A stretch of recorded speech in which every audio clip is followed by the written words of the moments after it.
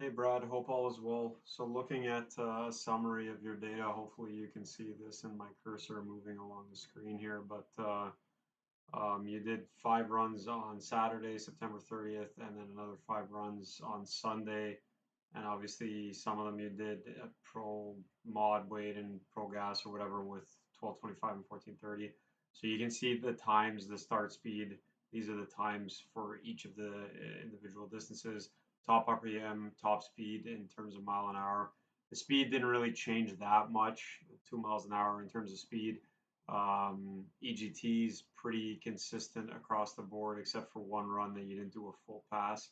Um, the pitch divided by I call this the pitch number, but RPM divided by mile an hour. This is how many RPM it takes to accelerate the boat at 1 mile an hour at top speed. It looked like you used the same prop across the board. So looking at, I mean, your peak RPM, we talked about kind of, I think that last run where it was hitting a soft limiter, but the biggest difference is your start speed. That's what's going to make or break winning or losing the whole shot, especially. But the idle vacuum on the engine is a little bit weak. So we talked about the reads a little bit. You were asking, it didn't like to idle very much. It's only drawing about 1.25 psi of idle vacuum coming into the line, into the starcade. So honestly your times at 12:25 weight are pretty good for your boat, in my opinion. You can see that your best run here was this second to last one here, and the obviously when the motor starts heat soaking itself, it's going to make less power. Obviously, adding the weight, it's going to make it's going to effectively be slower just because of the added inertia.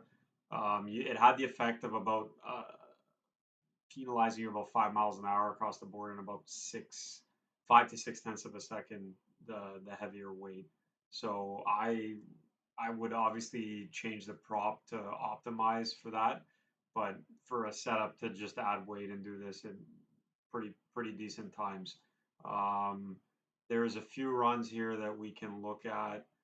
So we'll look at the best run that's right here.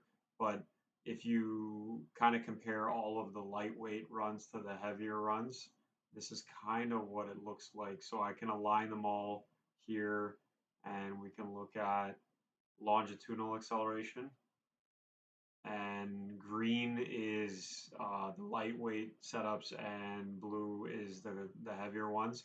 The way the boat initially hits, so this is looking at acceleration force on the y-axis for speed on the x. So you're starting all around the same speed, around 7 for the gas as the boat comes out of the water. Once you release it entirely from the water, you hit this peak here. So that was what this number was here, peak acceleration force. Okay, so that number is a little bit. Let's say there's some filtering that's required depending on how dramatic the trim timer is and how if the boat touches down and stuff like that. But you can see the peaks consistently are higher with the lighter weight setup like you'd expect, but it's got about a 10% advantage in acceleration from about 20 miles an hour all the way to about 80. After that, you can see the lines kind of converge and there's no real difference. If we look at EGTs on all of them, they're pretty similar, which is what you'd expect. Obviously, depending on the start speed or the start EGT that you start at, the motor is going to carry and kind of gain the same amount. So you're starting across the board around 450, 500, and you're ending around 1,000, 1050 on the port side. On the starboard side, you are starting about 50 degrees colder and ending about the same, if not 20 to 5 degrees hotter. Fuel pressure was good across the board. There's a few blips that you had once or twice, but nothing crazy. There's 54 pounds across the board. The water pressure, we'll look at that versus speed here. Let me rescale this. 15 pounds, and you should be able to see.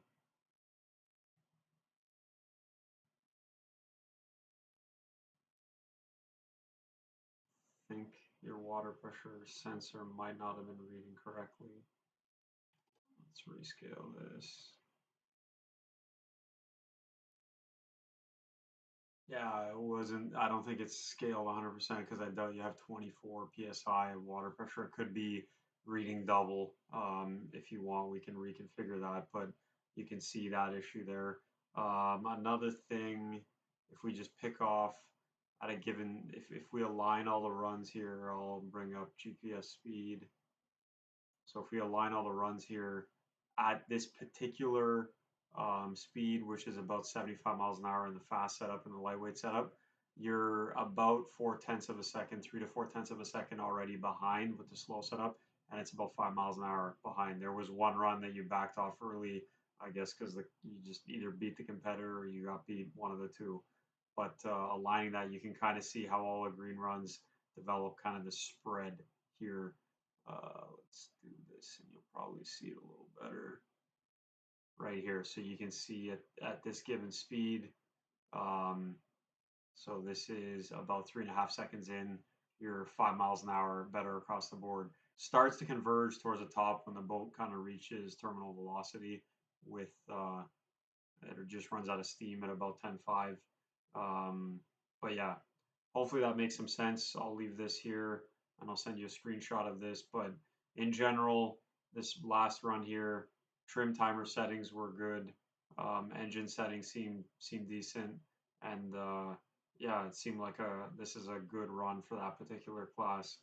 But if you can increase the start speed, obviously within reason and being legal, but make sure you're not starting here in the sixes. 7.5 is going to make a 1/10 of a second difference by starting at the right start speed between your best and your worst run. So keep that in mind. If you have any questions, feel free to reach out. If you need us to look at any of your data, send it on over.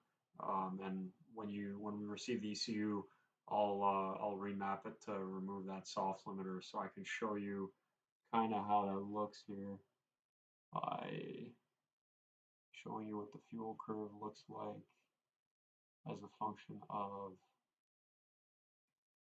this is the injection time here.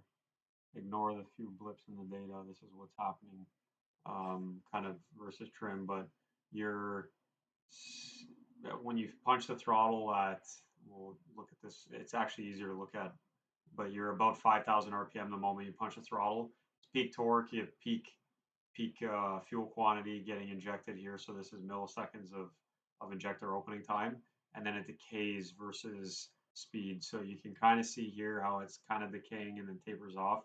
It's just a matter of leaning out the top end here slightly to get rid of that soft limiter. If we look at it versus RPM, everything gets squished a whole bunch, so it's hard to show you here on the map, or sorry, on the screen, but we'll do that here, and you can kind of see now you're idling over here, you floor the gas, and almost immediately it comes over here. I'll change these to dots, that way it's a little easier to tell. So you can kind of see how that works. And you end up at about 3.8, 3.6 milliseconds at 10 grand. So yeah, like I said, if you have any questions, feel free to reach out. That's what we're here for. Good luck and be safe.